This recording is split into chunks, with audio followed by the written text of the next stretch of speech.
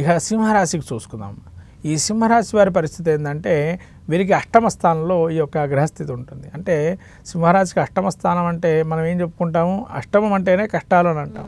కానీ కొన్ని గ్రహాలు యోగాన్ని ఇస్తాయి. ఇక్కడ సింహరాశి వారికి ఏంటంటే ముఖ్యంగా పునర్వివాహాలు, అంటే మళ్ళీ వివాహాలు చేసుకునేటువంటి వారు కొంతమంది ఉన్నారు. రెండో మ్యారేజ్ చేసుకోవాలని ప్రయత్నం చేస్తున్న వాళ్ళకి మంచి అవకాశం ఇది. ఎందుకంటే శుక్రుడు బలంగా ఉన్నాడు వీరికి ఇక్కడ అష్టమ స్థానంలో. కాబట్టి ఎవరైతే రెండో వివాహ ప్రయత్నాలు చేసుకుంటున్నారో వాళ్ళకి అనుకూల అంశమని ప్రత్యేకంగా చెప్పబడుతుంది ఇది. ఎందుకంటే ఈ 15 రోజుల్లో వాళ్ళకు ఒక ఏమంటారు అదృష్టం అనేది చేతికి తట్టే అవకాశం ఉంటుంది. కాబట్టి అది వాళ్ళు అందిపుచ్చుకునే ప్రయత్నం చేయండి సింహరాశి వారు.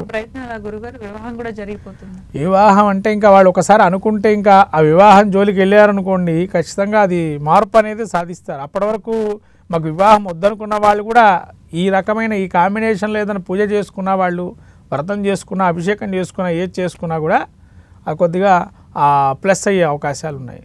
ఇంకోటి ఏంటంటే ఈ 15 రోజులు అంటే ఆ 15-20 రోజులు ఏదైతే కాంబినేషన్ నడుస్తుందో వీళ్ళకి ఆల్రెడీ ఇప్పుడు కూడా కాంబినేషన్ నడుస్తుంది అనుకోండి అది.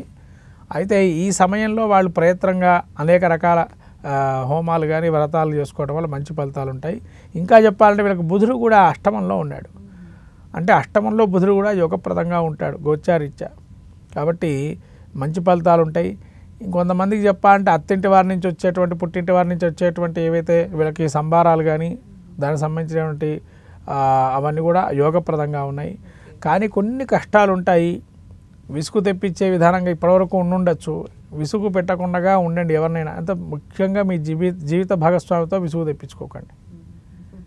ఆయనతో విసుగు తెప్పించుకుంటే మాత్రం చాలా కష్టాలు అనుభవిస్తారు. అంటే పెళ్ళైనటువంటి వారు.